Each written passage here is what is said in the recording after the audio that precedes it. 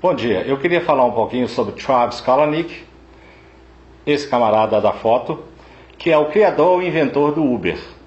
Ele é conhecido na mídia americana e no mercado como de personalidade agressiva, infantil, mulherengo e, acima de tudo, é um mentiroso. Na década de 90, ele criou uma empresa chamada Score Inc., que era de compartilhamento de vídeos e de filmes e áudios. Essa empresa estava prejudicando a indústria fono nos Estados Unidos. E esse pessoal, Panasonic, os grandes Sony, entraram com um processo pesado contra ele e conseguiram tirá-lo do mercado. E ainda disseram a ele, olha, caça outro canto para você. Ele achou um outro canto que ele achou depois de alguns anos, no final de 2008 para 2009, ele então criou o Uber, né? Que é essa empresa que está aí perturbando a vida de todo mundo, perturbando a vida dos motoristas e do mercado, e veio bagunçar o mercado todo.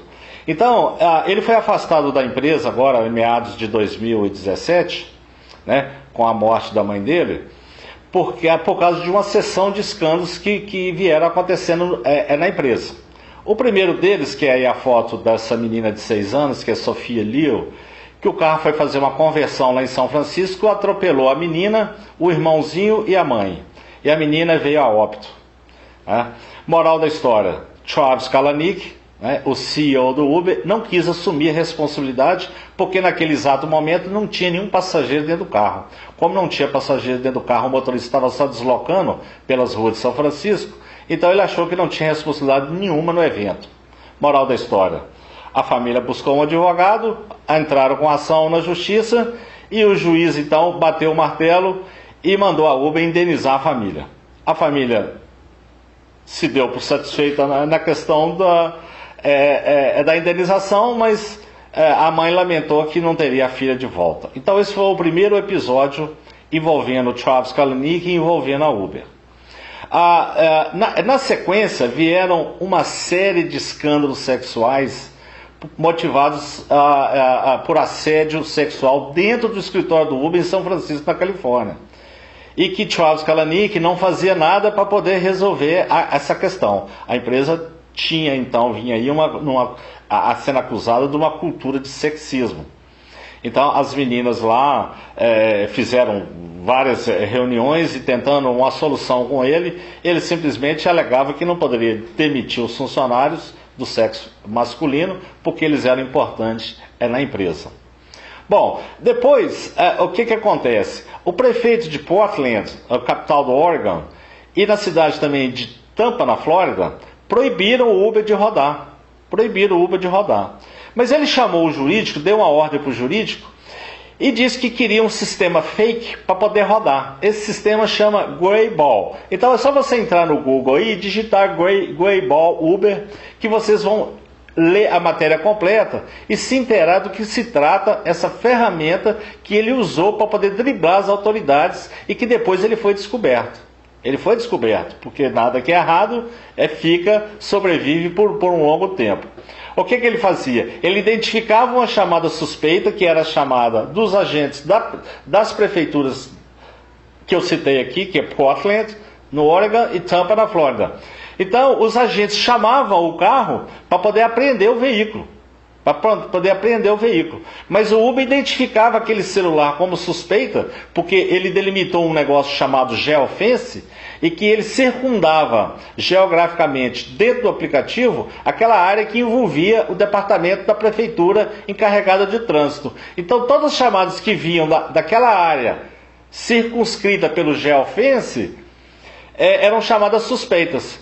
Aí ele mandava uma mensagem na hora para o motorista, pedindo o motorista para retornar e não atender aquela chamada. E ele julgava uma nuvem no celular do suposto cliente que estava chamando. Nesse caso, o cliente aí era um funcionário da prefeitura que tinha feito cadastro como cliente e estava traindo o carro para poder fazer a apreensão. Bom, ele foi descoberto, tá certo? E aí esse foi mais um escândalo registrado nas contas do Uber. Depois vem um escândalo que é gravíssimo, e tudo isso eu fui buscando na mídia americana ao longo dos 2 últimos anos, tá certo? Que envolve fraude e roubo de propriedade intelectual. Porque o que acontece? O Uber hoje é considerado pelo mercado como a maior empresa de táxi do planeta. Então, as indústrias automobilísticas, para se defenderem do avanço dele, porque ele pode causar um estrago, né, ele pode manipular o mercado, a partir do momento que ele criou essa estrutura gigantesca, né, de uma empresa de táxi. Então, para se defender, essas empresas automobilísticas, indústrias automobilísticas, correram também para poder desenvolver os seus próprios aplicativos. Nesse meio tempo, Google e Apple também entraram nessa guerra, porque são empresas de tecnologia. Então todo mundo sabe que a Alphabet é dona da Google, que é dona da Waymo. Então, no caso da Google, ela criou essa empresa que chama Waymo e contratou um cientista americano chamado Anthony Levandowski para desenvolver o projeto do carro sem motorista, que já está em fase de teste e que já deve agora em 2018, no mais tardar em 2019, já deve estar sendo liberado pelas autoridades americanas. Então está em fase de teste e esse projeto é um projeto que vai revolucionar todo o mercado. Então esse Anthony Levandowski, quando Travis Kalanick ficou sabendo que ele estava desenvolvendo o projeto lá para Google, né, através dessa empresa chamada Waymo, ele foi atrás desse cidadão e corrompeu esse camarada, pagando a ele 680 milhões de dólares para que ele trouxesse o projeto para o Google. E ele fez isso. Pagou, ele trouxe. Hoje esse camarada trabalha para a Google. Bom, trabalha para o Uber, porque ele foi subornado por Travis Kalanick. Ele roubou o projeto da Google, tá certo? E trouxe o projeto para si. Bom, resultado, a Waymo ficou sabendo, a Google ficou sabendo, entrou na justiça e ele foi condenado a ter que devolver o produto do roubo. Agora, como é que você devolve uma propriedade intelectual? Tá certo? A partir do momento que ele foi lá, pegou todos os documentos, colocou o pendrive lá e copiou todos os arquivos, como é que você devolve isso? Então, mas de qualquer maneira ele foi condenado na justiça a devolver. Ele pediu ao juiz autorização para continuar o projeto e a justiça deu a ele permissão para ele continuar nesse projeto. Agora você pensa bem, né, a capacidade de Travis Kalanick. Tudo bem que ele criou um sistema revolucionário, porque era um jovem estudante, né, de tecnologia na Universidade da Califórnia. Mas você, Travis Kalanick, não tem noção. Ele certamente nunca ouviu falar em governança corporativa, onde você tem que ter, acima de tudo, respeito pelos parceiros e respeito pelo mercado. Então ele foi acumulando essa série de acusações, tá? Essa série de escândalos dentro da empresa.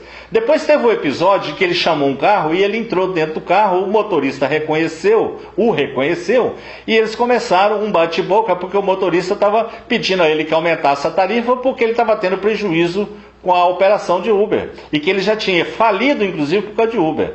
Travis Kalanick, irritado, né, desceu do carro e disse que ele estava querendo, que o motorista estava querendo transferir responsabilidade para os outros, ao invés de assumir para si as responsabilidades. Agora, mais recentemente, me sai aí a notícia, né, de que os hackers entraram no sistema do Uber e roubaram os dados dos clientes. Quer dizer, se ele soubesse o que é governança corporativa, ele teria imediatamente comunicado isso ao mercado e comunicado aos clientes. Porque houve uma invasão no sistema, né? E ele simplesmente ficou calado e escondeu isso do público. Então, os seus dados, ninguém sabe quem teve os dados roubados. E na mão de quem estão esses dados, né? Então, você veja bem o perigo. Então, em função de tudo isso, tem um professor de Harvard que escreveu um artigo pedindo o desligamento do Uber e o encerramento das atividades do Uber, porque ele acha que o Uber não tem conserto. O nome dele é Benjamin Edelman, e eu troquei até alguns e-mails com esse professor de Harvard. Ele acha que deve extinguir, né? Simplesmente extinguir o Uber, porque o Uber não tem conserto. Bom, em função de todos esses escândalos, e aí com a morte da mãe dele no acidente de barco, agora em meados de maio e junho de 2017, ele ficou abalado emocionalmente e acabou se desligando da empresa, até mesmo porque por causa de pressão dos investidores. Um dos grandes investidores, que é um dos primeiros investidores da empresa, que é o Benchmark Capital, que inclusive entrou com ação Essa ação agora recentemente estava para haver um acordo, não sei se houve um acordo, tá? Ele fez por causa de fraude, por causa desses problemas todos dentro da empresa. Essa empresa está processando o Travis Kalanick, porque ele teria criado lá um assento extra no conselho da Uber. Bom, você veja bem a que ponto esse rapaz é capaz de chegar. Bom, aí, então, em função de tudo isso, agora assumiu um novo CEO, né, que é de origem, o primeiro nome dele é Dara, é de origem iraniana, é o que está administrando a empresa atualmente. Bom, eu queria falar um pouquinho sobre 99 Táxi, 99 Pop. O que acontece? Isso tudo tem a ver com Uber e tem a ver com Travis Kalanick. Quando o Uber começou a operar na China, um chinês lá copiou o aplicativo do Uber. Ele fez criou uma empresa similar ao Uber, chamada Didi Chuxing. Então, o que acontece? Na competição do Uber com essa Didi Chuxing na China, o Uber estava perdendo $1 bilhão por ano. Depois de muito perder dinheiro, Travis Kalanick o dono do Uber resolveu procurar o chinês para conversar, porque nesse ponto o americano é muito pragmático. E aí ele jogou a toalha, ele chamou o chinês e falou: olha, eu quero fazer um acordo com você. Nesse momento, tá, recente do passado agora, nesse instante, o Uber tinha um valor de mercado de aproximado de $8 bilhões, que era o valor do Uber, né, potencial de faturamento na China. Então o valor de mercado dela era de 8 bi. E o valor da Didi Chuxing era na faixa de 25. Então, o que acontece? O Uber propôs ao chinês o seguinte: eu vou retirar os meus carros, você vai ficar com os carros com os meus motoristas, eu vou retirar o meu aplicativo, tá certo? E eu vou transferir tudo para você. Então a junção dessas duas empresas criou uma empresa aí em torno de $35 bilhões, sendo que o americano Travis Kalanick ficou com uma porcentagem, né, dessa empresa. Então o americano Travis Kalanick ficou sendo sócio do chinês nessa nova Didi Chuxing. Quem ficou operando sozinho lá foi só essa empresa chinesa. Bom, o que isso tem a ver? Recentemente, essa empresa chegou aqui no Brasil e simplesmente pagou $200 milhões na 99 Táxi. Porque o que eles queriam? Além dos carros e dos motoristas, porque ele já estava explorando o particular, e aí resolveu explorar o taxista. Então agora eles exploram o taxista e exploram o particular também, que é o 99 Pop. Então, o 99 Táxi, o 99 Pop, pertence a essa Didi Chuxing, que tem o americano como sócio. E o que acontece? Além desse acordo, a Travis Kalanick exigiu do chinês que ele colocasse $1 bilhão na Uber americana, o que o americano concordou. Além do mais, ambos trocaram assento no conselho de administração. Travis Kalanick senta no conselho da Didi Chuxing e o chinês senta no conselho de administração da Uber. Agora, eu quero falar de números. Você veja bem, porque em setembro de 2016, precisamente no dia 6 de setembro, o juiz da Sexta Vara da Fazenda Pública de Minas deu a liminar liberando o Uber. Agora eu quero falar de números. Nós vamos falar de números para vocês verem o estrago que o Uber faz na economia. E principalmente quem é comerciante jamais poderia baixar o aplicativo e jamais poderia usar esse serviço. Então, eu quero primeiro falar aqui, nós vamos imaginar Belo Horizonte com 40 mil clientes, que é algo assim, um número completamente razoável e plausível. 40 mil clientes. Onde 40 mil clientes do Uber, tá certo? Esses clientes, na média, porque tem gente que paga $1.000, $1.500, R$2.000 de Uber por mês, que vem na fatura do cartão de crédito. Então, se você pegar 40 mil clientes, e vamos colocar aqui que cada um está pagando R$500 por mês na fatura do cartão de crédito para o Uber, então você multiplica 40 mil clientes vezes R$500, você vai achar nada mais nada menos do que R$20 milhões.